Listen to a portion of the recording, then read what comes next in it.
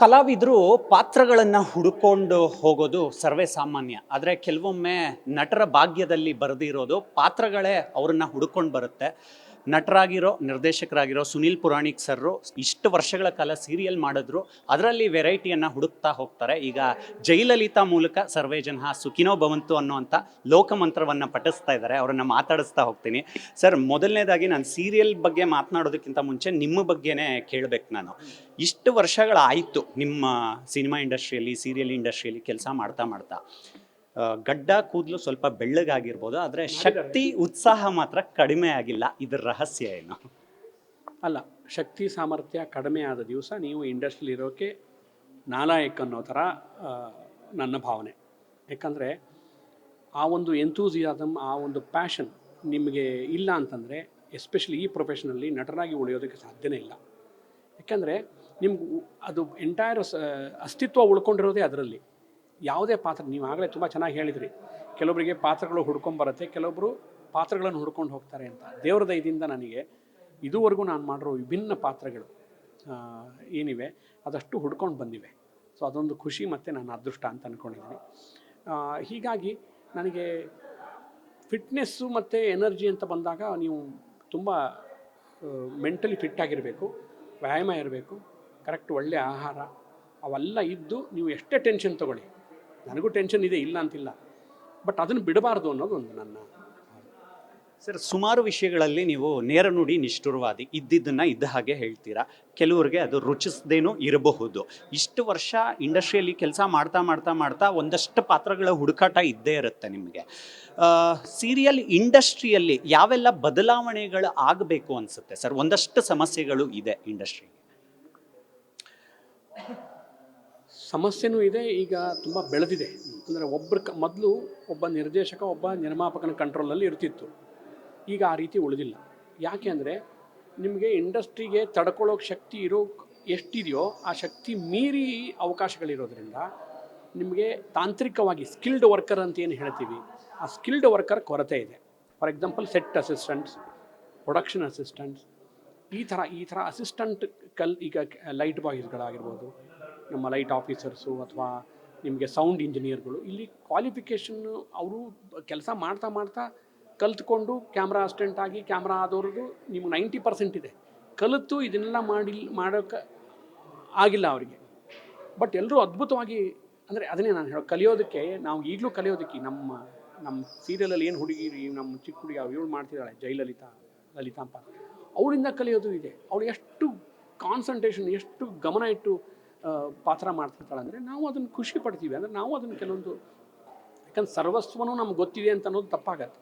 ಈ ಸ್ಕಿಲ್ಡ್ ವರ್ಷರ್ ಇದು ಒಂದು ಕ್ಲಾಸಸ್ ಆಗಬೇಕು, ಅಥವಾ ಅದರದ್ದು ಓರಿಯೆಂಟೇಷನ್ ಕೋರ್ಸ್ಗಳಾಗಬೇಕು, ಅಥವಾ ಇಂಡಸ್ಟ್ರಿಗೆ ಸಂಬಂಧಪಟ್ಟ ಹಾಗೆ ಒಂದು ಸ್ಕಿಲ್ಡ್ ಕಾಲೇಜು ಅದು ಆಗಬೇಕು ಅಂತ. ಯಾಕಂದರೆ ಅದು ಆಗ ಬಂದರೆ ಅವನು ಒಂದು ಲೈಟ್ ಆಫೀಸರ್ ಆಗೋದಕ್ಕೆ 6 ತಿಂಗಳ ತಗೋತಾನೆ, ಇದು ತಾನಾಗಿನೇ ಕಲ್ತ್ಕೊಂಡು ಬಂದರೆ. ಬಟ್ ಅಲ್ಲಿಂದ ಪರಿಣಿತಿ ತೊಗೊಂಡು ಬಂದರೆ 15 ದಿವಸದಲ್ಲಿ ರೆಡಿ ಆಗ್ತಾನೆ. ಸೊ ನಮ್ಮಲ್ಲಿ ಕೊರತೆ ಇದೆ. ಅಂದರೆ ಇದು ಕಾರ್ಮಿಕ ವೃಂದ ಅಂತ ಏನು ಹೇಳ್ತೀವಿ, ಅದರಲ್ಲಿ ಕೊರತೆ ಇದೆ. ಅದು ಮೇಜರ್. ಅದು ಸರಿ ಹೋಗ್ಬಿಟ್ರೆ ಇನ್ನೂ ಒಂದು 3 ಚಾನಲ್ ತಡ್ಕೊಳ್ಳೋ ಶಕ್ತಿ ಬರುತ್ತೆ. ಸರ್, DD1 ದಿನಗಳಿಂದ ನೋಡ್ತಾ ಇದ್ದೀರಾ ಸೀರಿಯಲ್ಗಳನ್ನು, ನೀವು ಆ್ಯಕ್ಟ್ ಮಾಡ್ತಾ ಇರ್ತೀರಾ. ತಾಂತ್ರಿಕವಾಗೂ ಒಂದಷ್ಟು ಬದಲಾವಣೆಗಳನ್ನು ನೋಡಿದ್ದೀರಾ ನೀವು. ನೀವು ಆಗ ಬೆಳಗ್ಗೆ ಬೇಗ ಬರ್ತಾ ಇದ್ರಿ, ಸ್ಕ್ರಿಪ್ಟ್ ನೋಡ್ತಾ ಇದ್ರಿ, ನನ್ನ ಡೈಲಾಗನ್ನು ಯಾವ್ಯಾವ ಥರ ಹೇಳ್ಬೋದು ಅಂತ ನೀವು ಪ್ರಿಪೇರ್ ಆಗ್ತಾ ಇದ್ರಿ. ಈಗ ಒಂದಷ್ಟು ರೂಪುರೇಷೆಗಳೆಲ್ಲ ಚೇಂಜ್ ಆಗ್ತಾ ಹೋಗ್ತಾ ಇದೆ. ಎರಡೂ ಚೇಂಜಸ್ಸು ಒಬ್ಬ ನಟನಾಗಿ ಹೇಗೆ ಕಾಣಿಸುತ್ತೆ? ಸ್ವಲ್ಪ ಬದಲಾವಣೆ ಅಲ್ಲ, ತುಂಬ ಬದಲಾವಣೆ ಆಗಿದೆ. ಮೊದಲು ನಾವು ಪ್ರಾರಂಭ ಮಾಡಿದಾಗ 1985-86ರಲ್ಲಿ ಒಂದು 6-7 ಸಂಸ್ಥೆಗಳಿದ್ವು. ನಾವು ಕೆಲಸ ಮಾಡ್ತಿದ್ವಿ. ಹಬ್ಬ ಅಂದರೆ ಒಂದು 200 ಜನ ಇದ್ವಿ ಟೋಟಲ್ ಅಲ್ಲಿ ಕೆಲಸ ಮಾಡೋರು. ನಾವೇ ಡ್ರೈವರ್ ಆಗ್ತಿದ್ವಿ, ನಾವೇ ಊಟ ಹಾಕ್ತಿದ್ವಿ, ನಾವೇ ಆ್ಯಕ್ಟ್ ಮಾಡ್ತಿದ್ವಿ, ನಾವೇ ಡೈರೆಕ್ಟ್ ಮಾಡ್ತಿದ್ವಿ. ಸಣ್ಣ ಕುಟುಂಬ ಮತ್ತು ಆ ಥರನೇ ನಡ್ಕೊಂಡು ಹೋಗ್ತಿತ್ತು. ಆವಾಗ ನಿಮಗೆ ಇನ್ನೂ ಈ ಡಿಜಿಟಲೈಸೇಷನ್ ಇರಲಿಲ್ಲ. ಎಲ್ಲ ಕ್ಯಾಸೆಟ್ಟಲ್ಲಿ ಮಾಡ್ತಿದ್ವಿ, ರಾತ್ರಿಯಲ್ಲಿ ಎಡಿಟ್ ಮಾಡಿ ಬೆಳಗ್ಗೆ ಮ್ಯೂಸಿಕ್ ಹಾಕಿ ಚಾನಲಿಗೆ ತೊಗೊಂಡೋಗಿ ಕೊಡ್ತಿದ್ವಿ ದೂರದರ್ಶನಿಗೆ. ಅದಾದಮೇಲೆ ಉದಯ ಟಿ ವಿ ಬಂತು, ಆಮೇಲೆ ETV ಬಂತು, ಈಗೇನು ಕಲರ್ಸ್ ಇದೆ, ಆಮೇಲೆ ಸುವರ್ಣ ಬಂತು, ಈಗ ಜಿ ಬಂತು. ಅಂದರೆ ನಿಮಗೆ ಎಷ್ಟು ಚಾನಲ್ ಬಂದಂಗೆ ರಿಕ್ವೈರ್ಮೆಂಟ್ ಜಾಸ್ತಿ ಆಗ್ತಾ ಹೋಯಿತು. ನಿಮಗೆ ಕಾರ್ಮಿಕರಾಗಿರ್ಬೋದು, ಟೆಕ್ನಿಷಿಯನ್ಸ್ ಆಗಿರ್ಬೋದು, ಆರ್ಟಿಸ್ಟ್ಗಳು. ಮೊದಲು ನಾವು ಯಾರಾದರೂ ಹೀರೋಯಿನ್ ಬಾ ಅಮ್ಮ ಇದ್ರಲ್ಲಿ ಪಾತ್ರ ಮಾಡು ಅಂತಂದರೆ ಅವ್ರ ತಾಯಿನ ಒಪ್ಪಿಸಿ, ತಂದೆನ ಒಪ್ಪಿಸಿ, ಅವ್ರ ಅಜ್ಜ ಅಜ್ಜಿ ಮಾವ ಎಲ್ಲರನ್ನೂ ಒಪ್ಪಿಸಿ ಅವ್ರನ್ನ ಮನೆಯಿಂದ ಕರ್ಕೊಂಡು ಮನೆಗೆ ಹೋಗಿ ಬಿಡ್ತಿದ್ವಿ. ಈ ಕಾಲ ನಾವು ಮಾಡಿದ್ದು.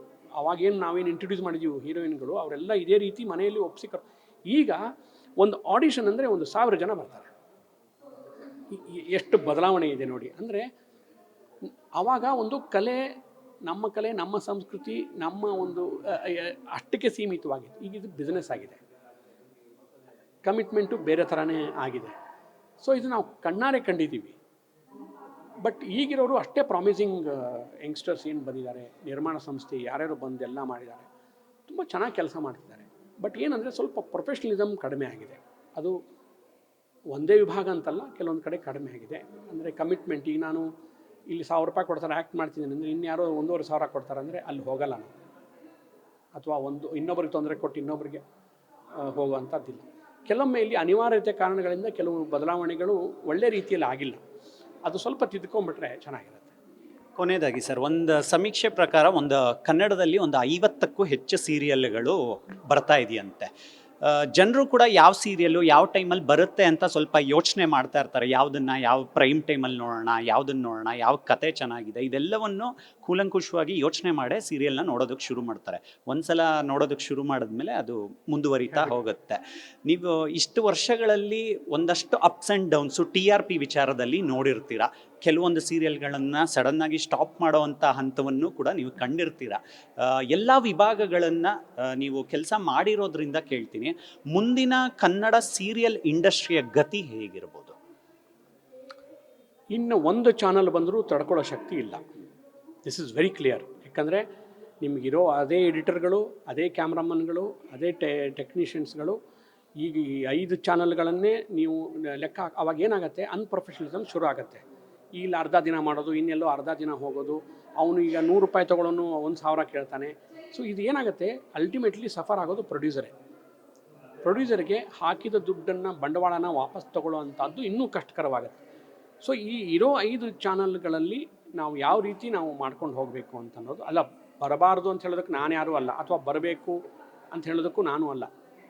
ಬಟ್ ತೊಂದರೆ ಆಗುತ್ತೆ, ಇಂಡಸ್ಟ್ರಿಗೆ ತೊಂದರೆ ಆಗುತ್ತೆ. ನಮ್ಮಲ್ಲಿ ಲಿಮಿಟೆಡ್ ಟೆಕ್ನಿಷಿಯನ್ಸ್, ಲಿಮಿಟೆಡ್ ಲೊಕೇಶನ್ಸು, ಪ್ರತಿಯೊಂದು ಲಿಮಿಟೆಡ್ ಇವೆ.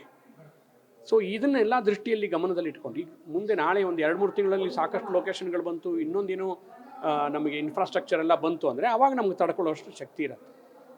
ಇದು ನನ್ನ ವೈಯಕ್ತಿಕ ಭಾವನೆ. ಅದು ಇಂಡಸ್ಟ್ರಿ ಅದರ ಗತಿ ಬೆಳೆಯೋದು ಇದು ನಮ್ಮ ಕೈಯಲ್ಲಿ ಇಲ್ಲ. ಅವಕಾಶಗಳು ಬಂದರೆ ಇನ್ನೂ ಅಷ್ಟು ಜನ ಇದನ್ನು ನಂಬಿಕೊಂಡು ಕಲೆಗೊಂದು ಸೇವೆ ಅಥವಾ ಒಂದು ಬಿಸ್ನೆಸ್ಸು. ಈಗ ನೋಡಿ 60 ಡೈಲಿ ಸೋಪ್ ಏನೋ ಬರುತ್ತೆ ನಮ್ಮ ಕರ್ನಾಟಕದಲ್ಲಿ. ಆ 60 ಡೈಲಿ ಸೋಪು ಮತ್ತು ಬೇರೆ ರಿಯಾಲಿಟಿ ಶೋ ಎಲ್ಲ ಸೇರಿ 1,300 ಕೋಟಿ ಟರ್ನ್ ಓವರ್ ಇದೆ ಬರೀ ಕನ್ನಡದ್ದು. ನಾವೇನಂತೀವಿ ತಮಿಳು ಮತ್ತು ತೆಲುಗು ಎಲ್ಲ ಹೋಲಿಸಿದರೆ ಕನ್ನಡದು ಕಡಿಮೆ ಅಂತ. ಕನ್ನಡನೇ 1,300-600 ಕೋಟಿವರೆಗೂ ಇದೆ ಅಂದರೆ ಇಮ್ಯಾಜಿನ್ ಮಾಡಿ ಬೇರೆ ಬೇರೆ ಇದು.